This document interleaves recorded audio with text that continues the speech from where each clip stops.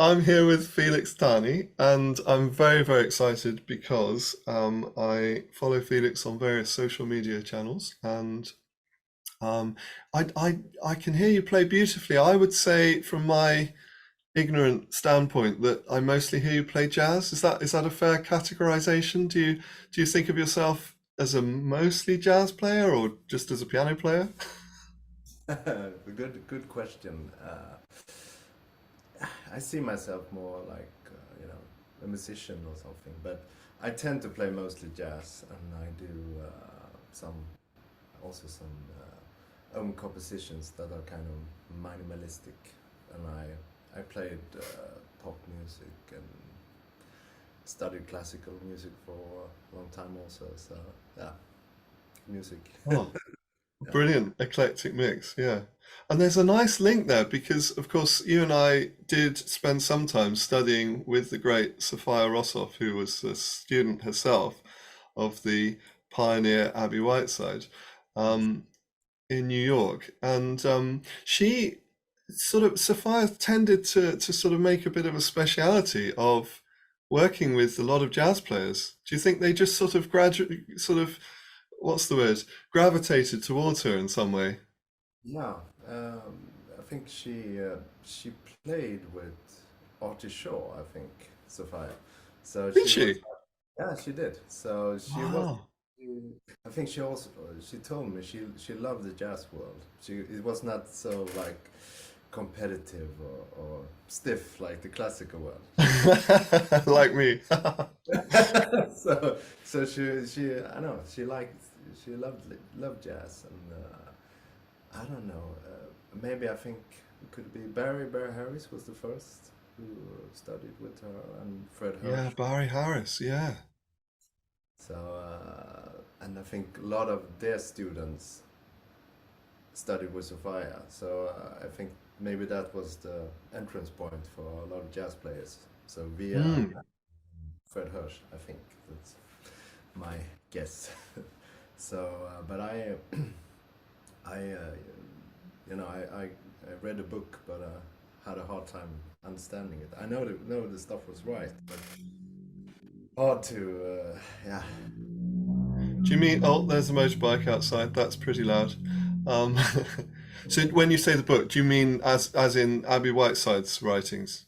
Yeah, I got hold of it when I was 15, 16 or something, and Really, that young? Okay. uh, because I had a teacher who made me do a lot of like Hanon and scales and all that stuff, and I got like problems here, get tight, and my Mm. playing was, as you said, deteriorating. So so I read a lot of books, and I got it from another teacher, a great classical pianist in Sweden, professor in the Concerto in Malmö, who I studied with, and but he didn't talk anything about technique, but he had that book, and he gave it to me, and when I watched him play, it was a lot of like she describes, like very using the whole body, and but he couldn't really you know, explain in detail what he did, but I could observe him play, and it was looked very great. Like, and then I found out about Sophia and emailed her, and I think it was the second time I went to New York. I had my first lesson with her, and then I think it been there 5 or 6 times with her. So I Wow, am. that's quite a story. So we have more in common than I thought, because I obviously, well, I say obviously, but it's well documented that I studied that I struggled with injuries when I was at music school, and that was ultimately what led me to Sophia. It's interesting that you emailed her. I was before that. I had to write to her on paper. I think email had only just been invented then in the 1990s. But it's interesting you're saying about how accessible or not Abby Whiteside's writings are, because she sort of tended to revise till her deathbed, really, some of her concepts, and sometimes she calls them by different names, and but it is beautiful prose. But obviously, what I've been trying to do with Piano Portals is distill some of the essential premises and principles into a more accessible, practical framework. And you have very kindly been exploring some of the piano portals patterns and the 1 minute workouts. Yeah. So today we are going to explore a few pieces of repertoire in relation to maybe how some of the patterns could help. Mm. So how have you been getting on? Because I know you've been we've had a session before, and you've had a few breakthroughs, I think. What you say where you want to start? Yeah, because I had, trouble to understand this flexion extension, as in the book, and uh, Well, so that's one of Whiteside's central things that she picks up on, isn't it? yeah, because Sophia was more like talking about this movement was like, and this has been Oh, thing I, you know, the thing I got, and it had have helped me. But I realized that this is a bit missing in my playing, or I've thought a bit, maybe doing it a bit in the wrong way. I don't know. It's hard to get. I don't have yeah. to study regularly with Sophia, so I have my own like interpretation. But with your, like, the dog pause that has realized, I think, especially playing chords is, I think, like, in Chopin, the Etude. I think the problem is the chords, not the scale, actually. So we're talking about the Chopin Etude Yeah. Opus 10 number one, yeah? And you very kindly slipped in the dog paw thumb, which is number 8 from the 1 minute workouts. Yeah. So yeah, yeah. So I don't know, should we have a look at how that's going now, or do you want to start, because you were also doing some chords in a simpler context as well, just to kind of get that connectedness. I think it was the Ravel Pavane, wasn't it? Yeah. Should we start with that maybe? Yeah, I think it's nice, isn't it, to kind of just get that connected Yeah. integration Mm. flowing Yeah. and then transfer it to a more complex Yeah. context, perhaps. Yeah. So how's the Pavane going then? Because it was sounding beautiful, obviously, before. Yeah. It's getting better. I think it's a bit, actually a bit harder to do it when you do it so slow. Interesting. Anyway, Which it's aspect is easier harder, when, do you mean? the flexion. I think it's a bit easier when there's more like a rhythm going. Yeah, Yeah. it's just an observation. I think it's maybe easier to like stop the motion when you go very slow. Interesting. Or yeah, So do you want to play a bit or demonstrate that? What your that's fascinating. Yeah. Yeah. Because I mean, obviously, Whiteside's concept of mm. connecting with the rhythm of the music, the flow, the ongoing momentum of the music is absolutely crucial to um, to the whole framework. Mm. And sometimes I think if you go too slow, you kind of get out of that, don't you? And it becomes a bit sort of disjointed and maybe more self-conscious, perhaps. Yeah, I think so. So yeah, it's easier when the music is like more flowing. I think, Yeah, or when I play like, in some kind of rhythmic way, like a samba or pop tune. I don't think so much, but here yeah, it's very quiet and so. yeah. I think that kind of music where the rhythm is very foregrounded and it makes you want to dance. I think it's easier to kind of slot into a much freer coordination. So go on then. Let's see some of these chords in action. Do you want to just play a little excerpt and Yeah, I played show us? the chordal plays here. Lovely.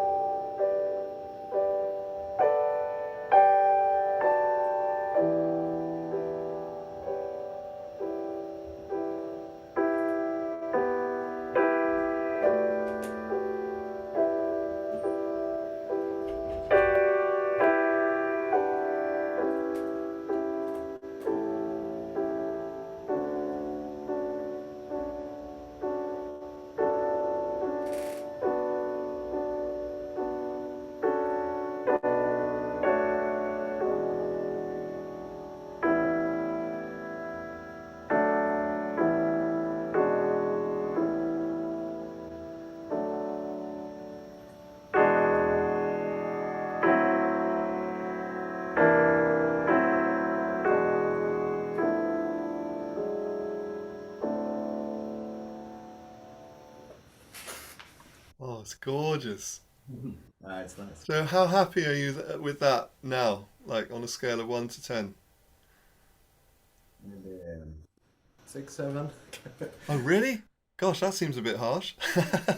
So what Um, would you still like to improve about it? um, I can sometimes feel that I maybe, you know, get a little stiff. Maybe stop the flow. I don't know.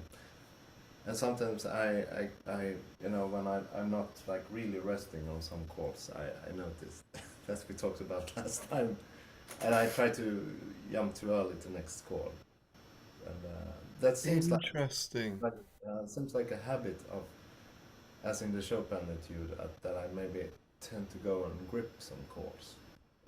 There's still maybe some of that in my playing. Uh, Interesting. So we're talking about essentially how the extension of the forearm helps the thumb. The free extension of the forearm helps the thumb to play. mm, And then if you've got a long chord, mm, you can just kind of leave it fully extended and nice and free, you know. And then it's free to flex in between the chords. And that was one of the main activities of the forearm that Abby Whiteside drew attention to. What's interesting is that your torso is really beautifully engaged and acting as your control center, because without that mm, poise and groundedness and involvement with the torso, mm. your forearms feel quite unsupported. So that's working beautifully. I always like it when I can hear the chair squeak because that shows that you're sitting in your sitting bones. Yeah, Um, well, it does, yeah. it's a nice indicator. Mm. So, which bits in particular? Go on, just can you see if you can demonstrate a section the where it maybe feels a bit less free, or maybe because are we talking about how does it actually affect the music making? Like, does it affect the sound? Does it affect how happy you are with the sound that you produce? Mm. Yeah, maybe. Um, yeah, yeah, it's like this thing of controlling it. And maybe it gets a bit too loud, or there's some, you know, Yeah, unwanted accents or something that's, yeah. and that's, And I think, yeah, absolutely. I think for me, that kind of sense that, mm, you want to get it just how you want it. And so sometimes mm, excess tension creeps into the forearm or the wrist and it tries too hard to control the sound. Whereas in fact, if it's free, mm. ultimately it's easier to control. So go on, let's explore a few little sections where maybe it could be even freer because it does sound lovely. Thank you. Maybe from here, like here.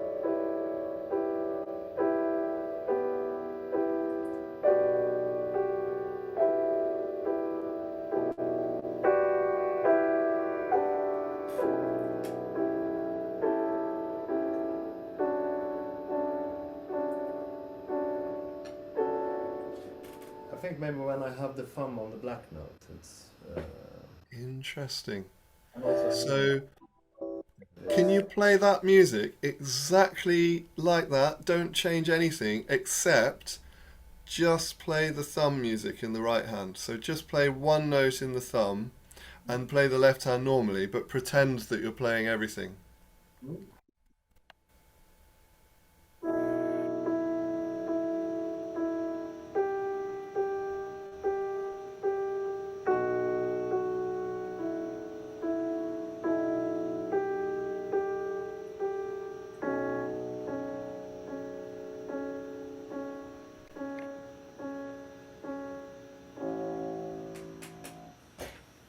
Yeah, that's nice. And maybe just so that it feels really musically meaningful, maybe just take one phrase. So imagine one phrase of the tune Mm. that's currently muted, Mm. and just for a start, I would practice starting with your hands on your lap every time, so that when you lift your hands to play, Mm. especially if you hum as well, if you hum anything, doesn't matter. You could hum the tune that's missing, or you could hum that thumb tune, or you could hum the bass.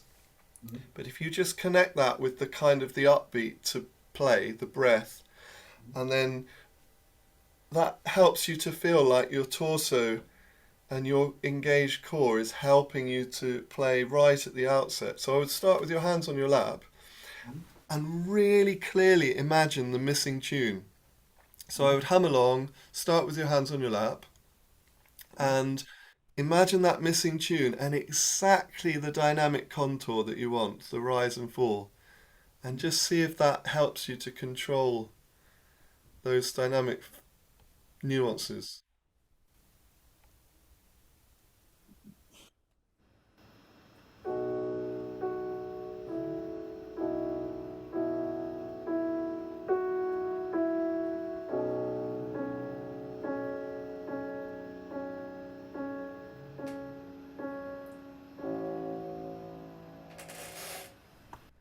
And then keep all of that and add the rest of the chords, but not the tune. Okay. Now, that was different because you started with your hands at the key surface, which immediately introduces a slightly different feeling to the coordination. So if you think of that first chord in your mind, maybe Mhm. have a glance at where it is on the piano as well, and then keep that flow and integration because that was gorgeous. Okay.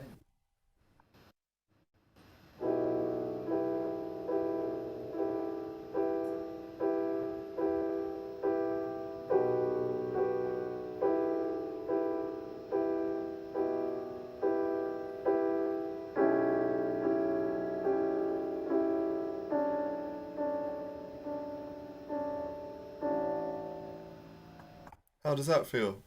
It feels better. Uh, Were you humming anything? yeah, not so loud. Yeah, no, it's fine. You don't have to hum loudly. Yeah. In fact, sometimes I borrow the whispered R from the Alexander technique. So that Okay. is literally what it says on the tin, whispering R. So as you start to play, you just breathe in normally as if you're going to sing, and then just whisper R. And that you can sometimes feel as if you're holding your breath because there can be a choppiness in the R. So it can go, ha ha ha ha. I'm exaggerating. Um, how does it make a difference starting on your lap Yeah, or not? it does. I tried to think about it, but yeah, you tend to forget it. But yeah. I think your best friend is juxtaposing these things. So I would maybe do one or two bars or just something with Mhm. just the thumb, Mhm. just to set up the coordination, Mhm. and then immediately play it all. Mhm. So why not try that? So fully focused, and you can either whisper the R or you could hum and just play a little bit with just the thumbs and then stop Yeah. and then play it all.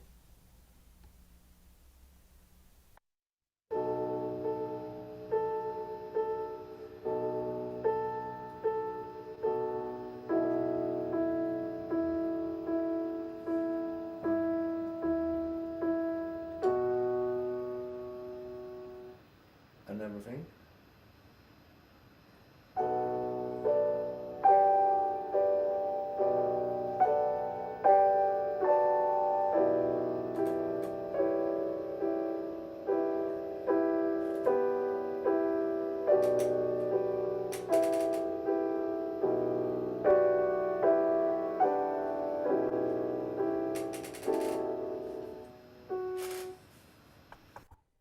So obviously we're talking about quite subtle things. I mean, it still sounds gorgeous, but does it feel any different? Mhm. It feels a little bit better, yeah. I think it can be a little bit freer. I tried a little bit by myself, just playing, as you mentioned, with the thumb. I want to. So I think that's like maybe the key, you know. Yeah. And And I know you were just showing me that as a point of demonstration, but I would make sure that um, when you do that, um, you put your full focus on it. Because again, I know you were just demonstrating, you weren't even facing the piano, but when you did that, it almost looked like you were playing the thumb on the way up. And so it just goes to show how much Yeah. focus we might need initially just to get that freedom and integration. Which is why, you mentioned the dog paw thumb activity from the 1 minute workouts. Um, it's why that initially, I think, should take place in a very, very simple context. You Mhm. know, so if you like, just as an experiment, if you play in both thumbs, Mhm. just a little black key tune, something really simple, and then play those Ravel thumbs, but doubled up in both hands. Mhm. Do you want to try juxtaposing those two? Yeah.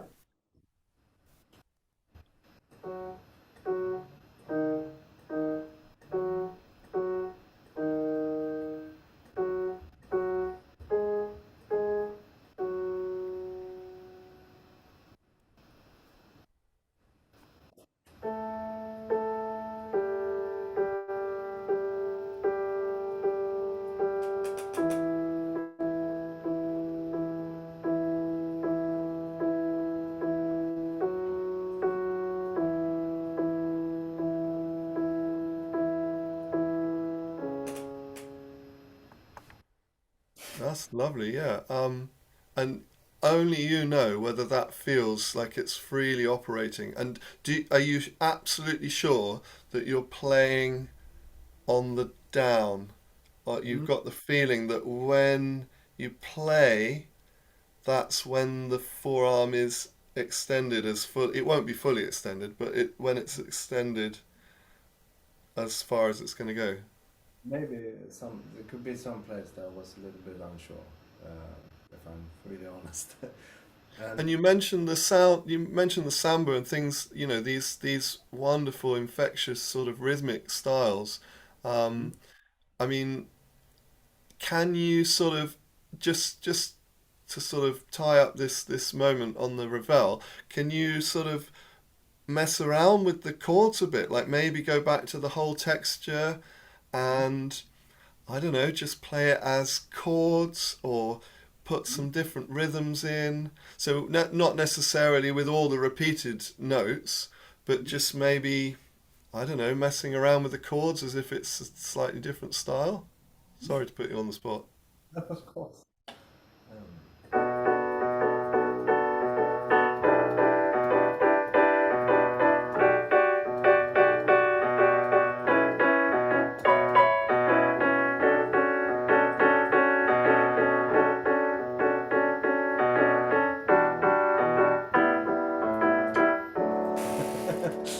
That looked really planned, but I promise we didn't plan that. That was amazing. That was really fantastic. So interestingly then, so if you take that as your what Abby called the emotional rhythm or the basic rhythm of the music and just do exactly that but a little bit slower and experiment with just how much you can control the dynamic nuance. So maybe sometimes slow it down and go really soft as you choose, and then maybe swell, go up and down a little bit. Just play with the sense of control and where that comes from.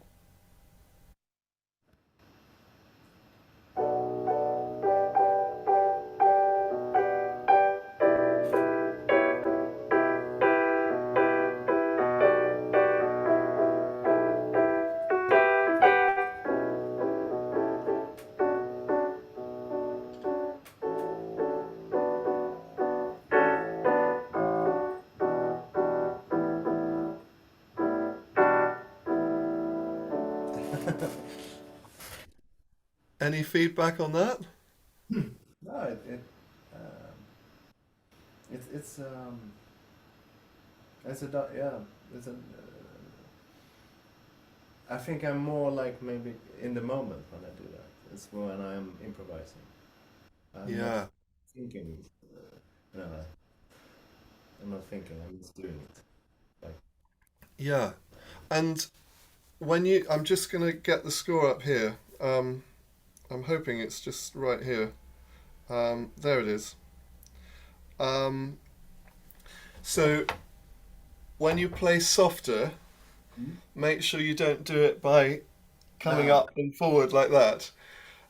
You want to feel as if this is why it's so lovely to breathe and or hum freely, especially if you're doing that. So if you're doing ba ba ba da ba ba ba da or whatever, you're either humming that along or just quietly vocalizing to yourself, and you can be free and grounded in your torso and really play with the dynamic nuance without going that way.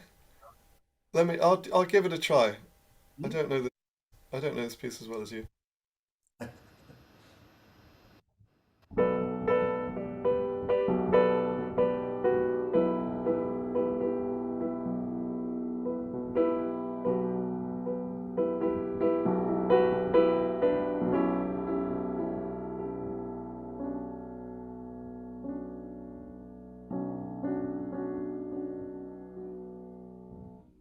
Hmm. I mean, Nice. that wasn't perfect. Some of the chords weren't quite together, but that's because I'm not giving my full focus because I haven't learnt them thoroughly enough. But you see, I can just essentially playing quieter is just playing more gently, isn't it? So I find that the clear intention Mm. is very important. Just out of interest, because you say about feeling freer and not thinking overthinking it when you're improvising. Like how much are you still referring to the sheet music in this music, and how much are you like? Do you feel like you know what chords are coming next? Um, maybe like 80%. Especially when I'm maybe leaving stuff out. Yeah. So So it's if you not. do that one last time and just so with the rhythm, but a little bit slower than the original time, and then sometimes just really slow up like I did, just to play with just how much control you can have over soft playing. And maybe sometimes at those moments shut your eyes and Mm.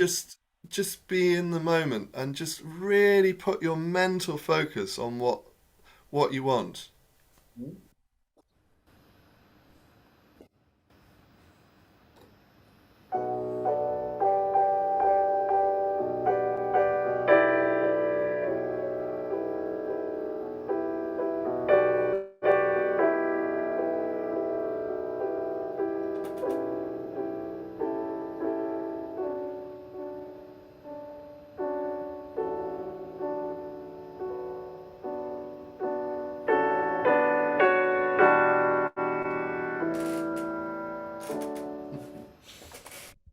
How does that feel? Pretty good. Sounds lovely. And where is that dynamic control coming from? Where in your whole body mind setup? What is controlling that? I think it's almost like in the sitting bones. Almost, I feel it down. As I Ah. was like, it's almost like I don't know, moving into them. So it's not It's just. weird, isn't it? And can you confirm that I didn't pay you to say that? No, I'm joking. But seriously, that feeling of being so heavy in Yeah. your sitting bones, it almost is like a symbiosis. It's like the body goes that way, the torso, I mean, into the sitting bones goes that way, just by purely releasing it into your sitting bones, like dripping paint. And then somehow it makes your forearms and your hands and fingers feel Mm. like they're just on the end of something bigger. They're kind of lighter and easier to control. The only context I've ever found that to be discussed in public, apart from Abby Whiteside's books, where she talks a lot about the sit bones, Mm. is in certain strains of meditation Mm. where because people sit for hours and hours, they have to sit in their sitting bones. Yeah, Otherwise, yeah, stuff starts to ache. yeah. And also, I was privileged to hear a talk recently by an eminent physiotherapist who works with musicians in the UK called Dr. Sarah Upjohn, and she talked about sitting in the sitting bones in this talk that she was giving to musicians. And I thought, oh, okay, wow.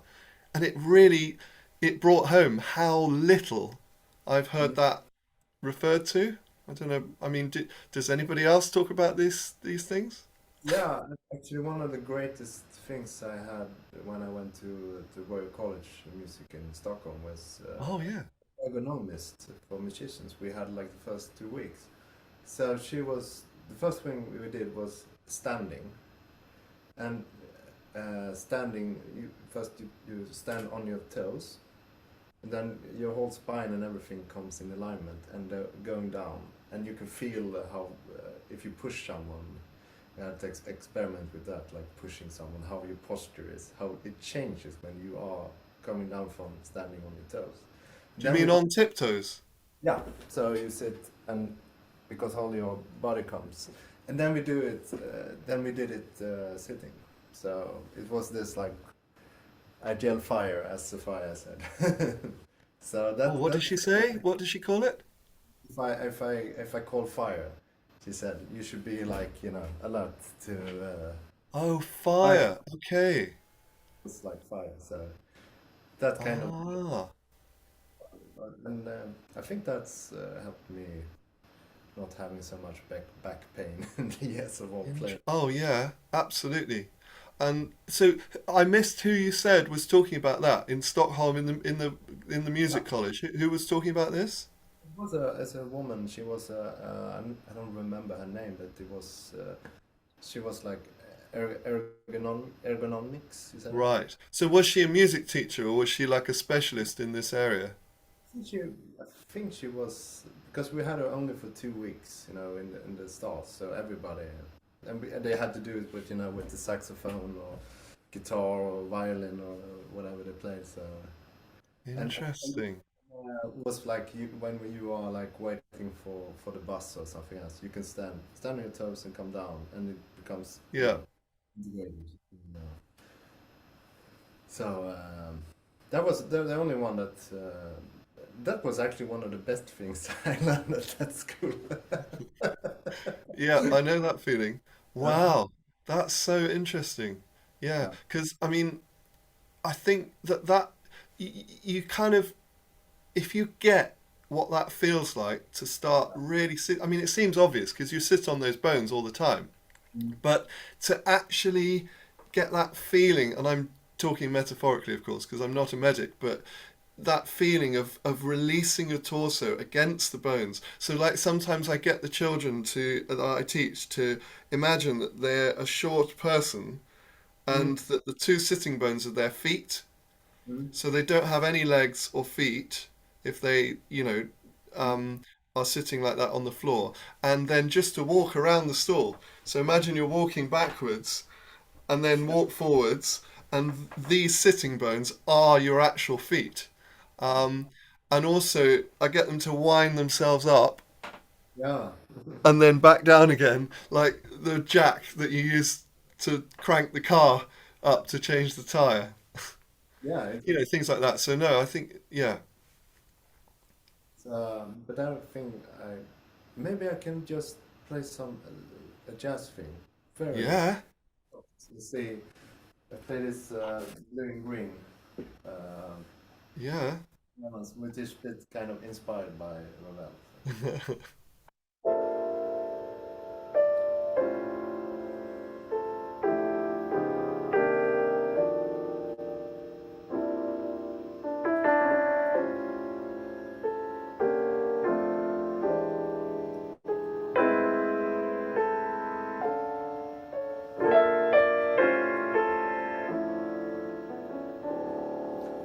So I have yeah, that's easier for me to play. I don't know. It's maybe because I'm feel more free. I don't have to play, exactly. Maybe. Yeah. Literally. So what happens if you play a bit of that and then switch immediately to a section of the Ravel, but don't worry too much about the Ravel. Like, even if you start with Ravel and then it sort of morphs into something else, or maybe you play a different chord here or there, doesn't matter. So again, this power of juxtaposing the two things. Mm.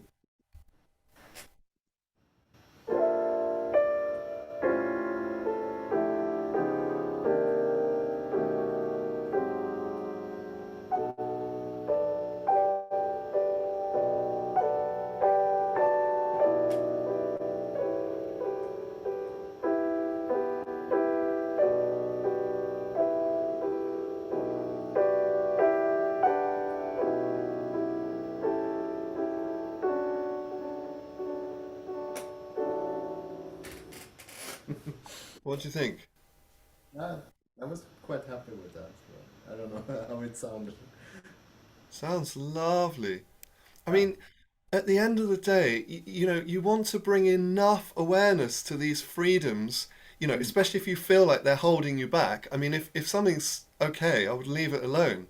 But Mm. if you've felt over a long period of time that certain excess tension in your forearm, as you described, is sort of holding you back from Mm. playing, especially more complex music, you've got to bring enough attention to them, Yeah. but then you don't want to fixate on them so Yeah. that that becomes overly self-conscious. You've got to then you've got to know what it feels like to feel free enough, Mm. and then almost trick your body into going to that free place, by just creating the environment. Mm. um it's like the oh, I wonder if I can find it. Did you ever read Georgi Sandor on piano playing? Yeah, I did. Long time ago. I mean, he and I share quite a lot of ideals in common, I would say. Certainly in terms of general principles. Um, like for example, he says things like trying to work on finger independence, Mm. whatever that means, disrupts their interdependence, Mm. of the entire apparatus, Mm. you know, and it sort of he says it abuses the forearms by kind of fixing them Ah. and stopping that lovely interconnectedness. All of these things he says, but then like Whiteside perhaps in his prose, he goes into such mechanical detail Mm. that ultimately, I don't know, does that draw us away from our goals because we become fixated on these tiny details? I think you've got to give them enough awareness Mm. without becoming absorbed by those little rabbit holes, maybe. And I noticed, especially with chords, uh, when I play something more loud, there's a different sensation if you really uh, there's like a sing in the chords, sing more. Like if I play, Yeah, there's like there's something. Rather when I like more use my fingers to grip something or so if you're yeah, playing absolutely. the Grieg. I noticed. I tried. I was experimenting with that, playing that with the thumbs there. Interesting. Because of chords, so I have the tendency maybe to grip chords with my fingers sometimes. Well, yeah, I mean, yeah. So, I mean that is a quite a profound observation because again, I know you were just demonstrating and talking to me at the same time, but there can be quite a difference. Like, for example, when you play the chords, Yeah. is it that you're stopping at the key surface to touch and find the chords, Yeah. or are you going directly to them? You see, if you play that with the thumbs,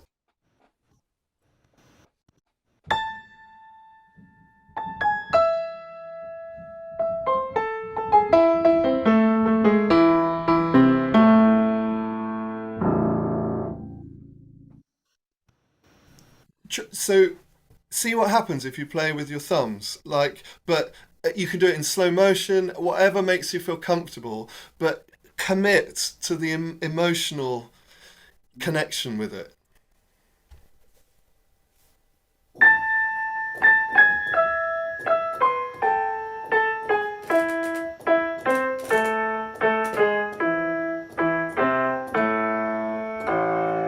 Yeah, beautiful.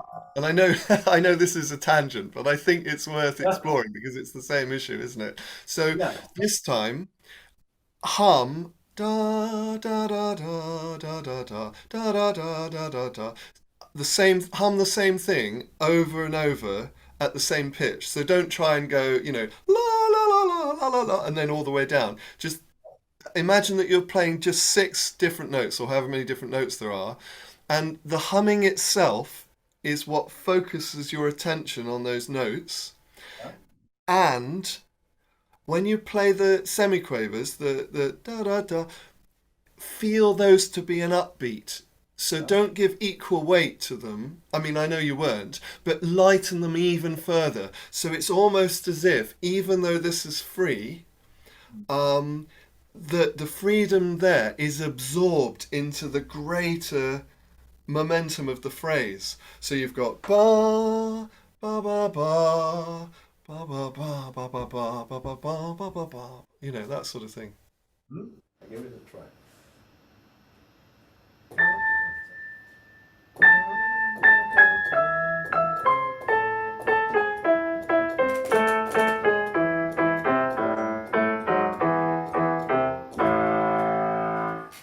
Yeah, it's pretty good. It's pretty good.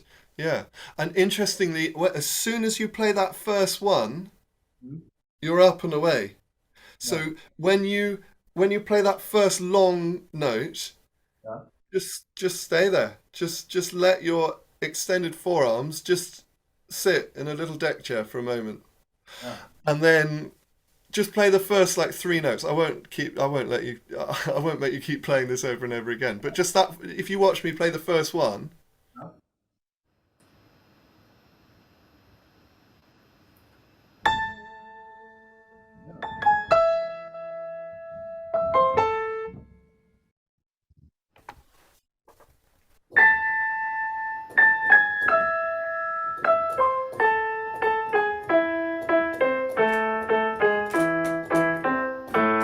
lovely. Yeah.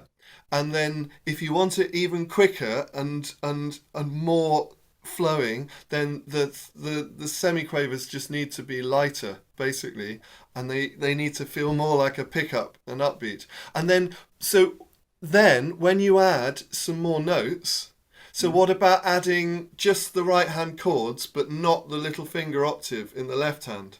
So if you just play again, you don't have to play the whole thing, and then compare the feeling. It obviously will feel slightly different because your hand is more extended, Hmm? but essentially, does it feel similar? Hmm?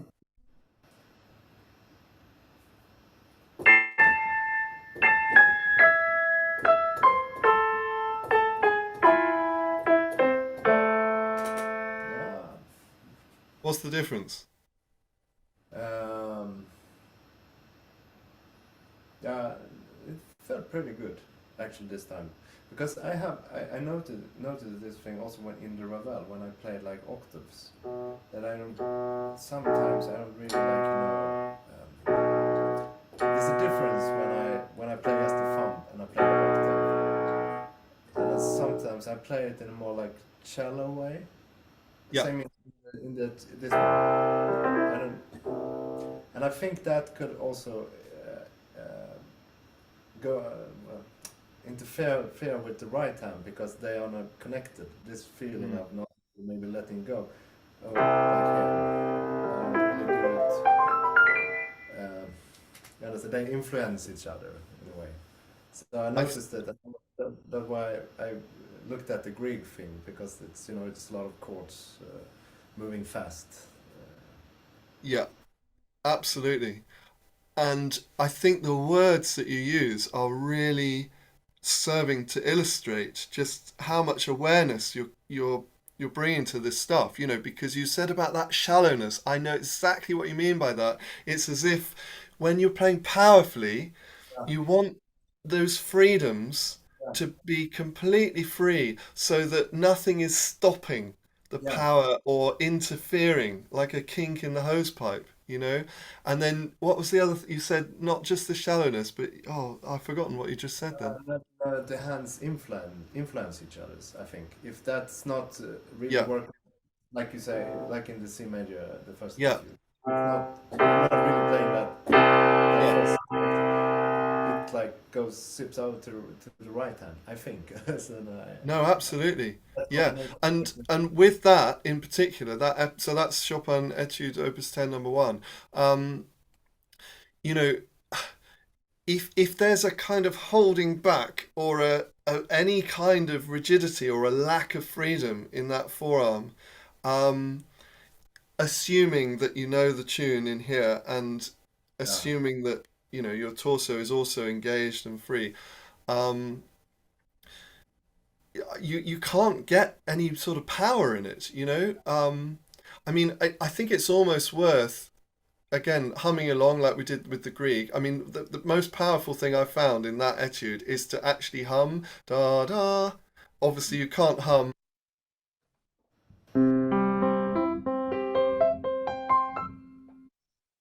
but I hum it da da da da da da da da. But if I do start with the thumb, so I'm just going to play da da da da, and then maybe two notes da da da da da da. Mhm.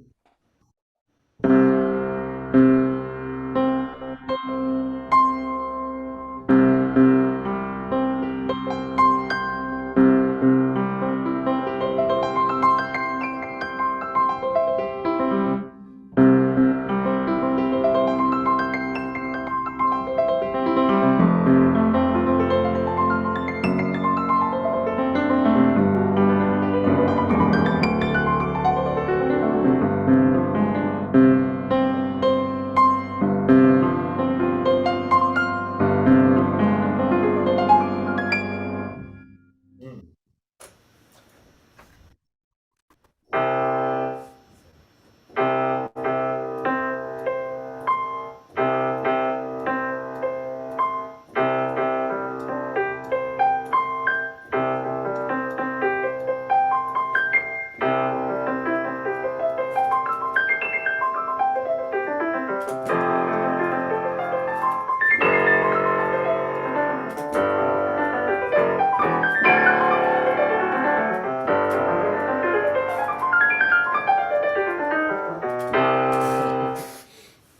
Yeah, nice. Wow. Yeah. Yeah. So it happened something this week's. Yeah. And like with music like that, I cannot emphasize enough how important it is to essentially hum each note in your mind. And it's not easy to literally hum that music, obviously, but if you can find a way of making it singable so that something, spread out like da da da da is just da da da da da da da da da da da da da da da da, you know and the later ones like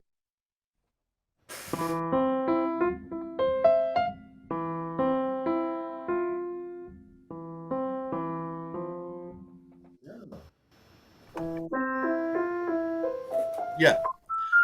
So that da da la la is actually da da da da da da da da da da da da da da da. And if I lose concentration on actually singing those notes, um, then my hand will just sort of take over. It'll detach itself from my mind, and then Mm. it'll start hitting wrong notes. But if I can stay present, so this is why I think it's important that you talked about playing slowly. If you goes too slow, then you lose that Yeah. momentum, that rhythm. However, if you go too fast, then it's possible that your hand will just go off on its own. And I think Whiteside called it traveling. The hand just kind of gets detached from everything else. Yeah. So that mental presence is so, so important. And it's important for accuracy. Mm. And And I think that, the easiest way to do it is to sing. And if you can't literally sing it, find a way of making it singable. Um, just try a little bit on the da da da da da da, and don't slow it down so that it feels like slow practice, but slow it down enough that you can follow it in your mind, if you like.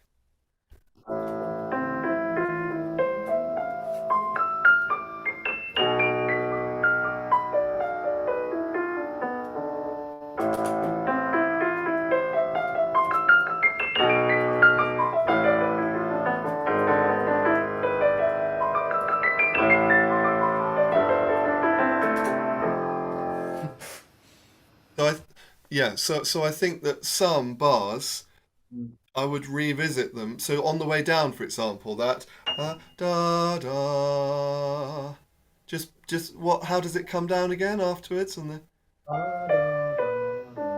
yeah. So even though it comes down, I imagine that as la la la la la because that is easy for me to comprehend and follow. It's easier than la la la la wherever that note is. I can't get that note otherwise.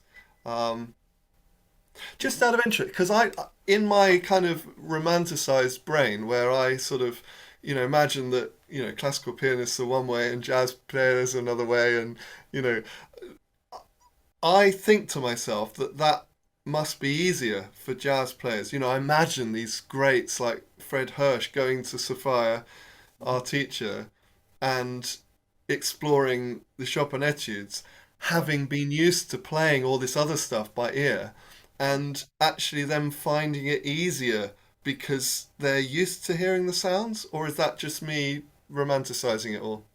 Um, this one is there's some actually some stuff that's kind of jazzy, like Yeah. these chords, like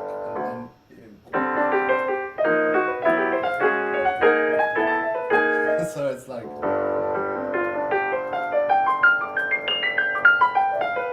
this is this is something that you can use in the jazz context, like in some way, like and also here. This is quite jazzy. This Yeah. part.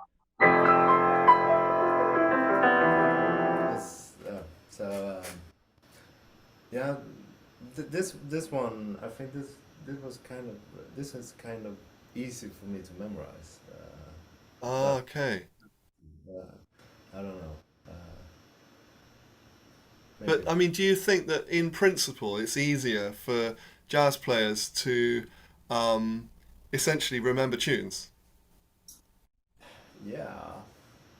Maybe you're more used to it. More maybe like see the overview of it. Like this is this cadence. You have like jazz. You have like 2-5-1s and 2-5-1s in minor and yeah, it's almost the same stuff in the classical music, Hmm. but more simpler chords maybe. But it's Hmm. still uh, you hear these yeah 8 bar 4 bar phrases or like maybe I don't know. Interesting. One thing I really like to do with that one is to juxtapose it with the piano portals pattern in C. Mhm. I'm putting you on the spot again, but do you remember the C one? Yeah.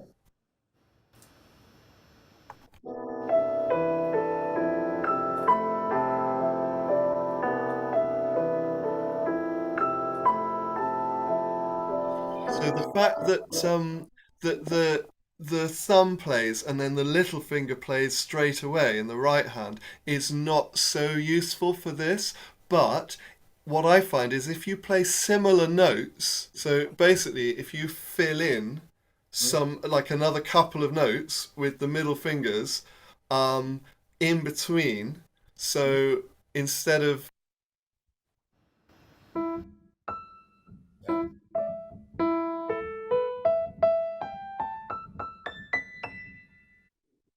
Yeah. I mean, can you sort of essentially turn the maybe play the normal left hand, just that little broken chord thing, but in the right hand, just kind of make it up, but turn it into the etude somehow. Yeah.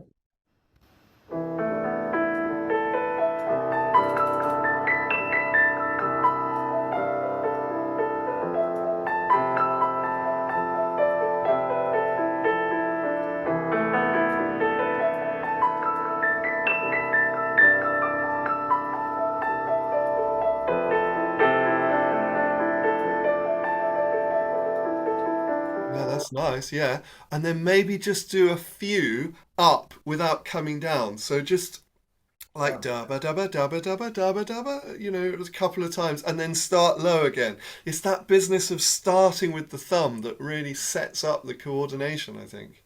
Mm.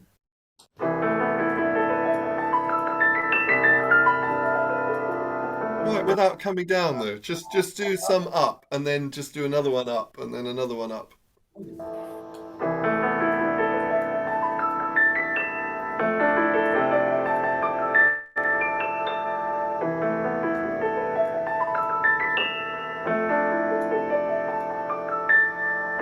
Oh, nice.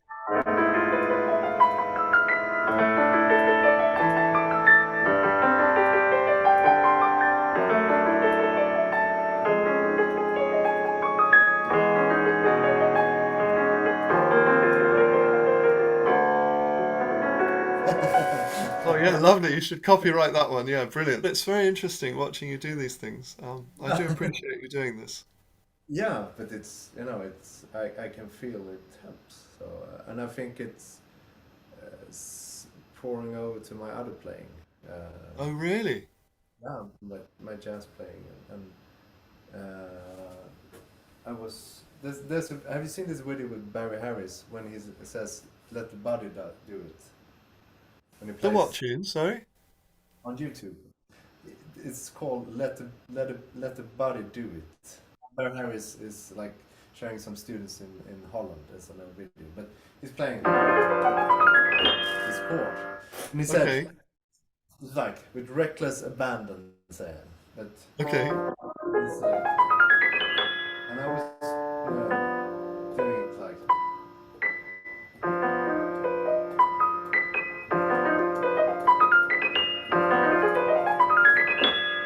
and I was following that kind of step of doing that arpeggio there, and then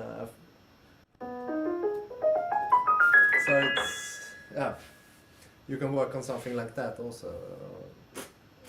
Absolutely. I think you've got to be, because it ultimately has to be an abandon, Mm. but you've got to bring enough attention to certain Yeah, things, but yeah, only in certain contexts, mm. the most helpful contexts, if Mm. they're seized up or if they're preventing you from doing what you want to do, because Mm. otherwise, you can't progress. But certainly when you're performing, Mm. I would say the ideal is that you've familiarized your body with these freedoms enough Mm. that you can just be, certainly don't want to be focused on them at all when you're performing. Mm. Yeah. That reminds me of Gloria Gaynor, I Will Survive, the Yeah. arpeggio at the beginning. It's an A flat minus sixth over G. Right. So, Nice. so you can play like that. Yeah. I can send that video to you Okay. Yeah, thanks. because it talks about this also. Because Really interesting. so, Interesting. but like this is kind of a small little context to work on it. Yeah. Small, kind of simple, Yeah, yeah. the whole Chopin Etude. It's just a intro. But, Yeah, yeah. yeah. It's interesting that that just goes up and it doesn't Yeah. come down again. Yeah. So what might be interesting is to do that Yeah. and then do all the bars of the Chopin up. Yeah.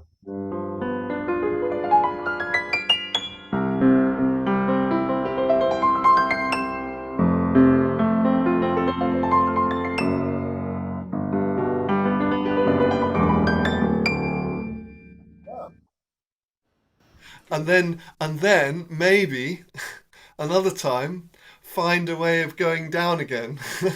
with the improvisation or with the flourish.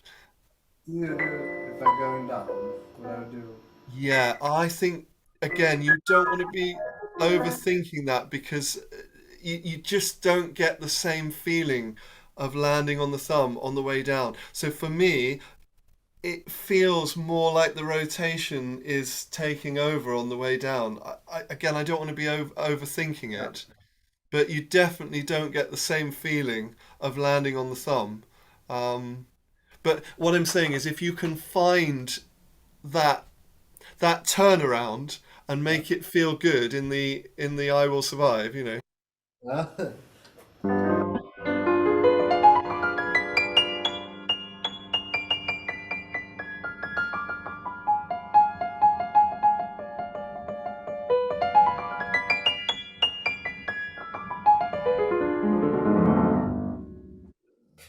I mean, on the way down, especially if I repeat some of those little ba ba ba ba ba ba ba ba ba ba, ba, that feels like the flexion and extension is not really in my mind anymore. It feels more of a rotation. Oh yeah, but set it up by going up first. So do the up first, and then be really playful and rubato about it.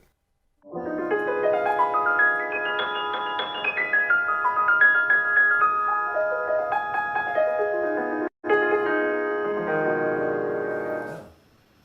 Has that got some potential? Yeah. That was good. I know Artatum he does a lot of like those stuff. That did actually sound quite a lot like Art Tatum. Yeah, yeah. Yeah. What a superhero he was. Yeah. Right, we better have some lunch, haven't we? Thank you so Yeah. much for doing this, Felix. I really, really appreciate it. Yeah. Me too.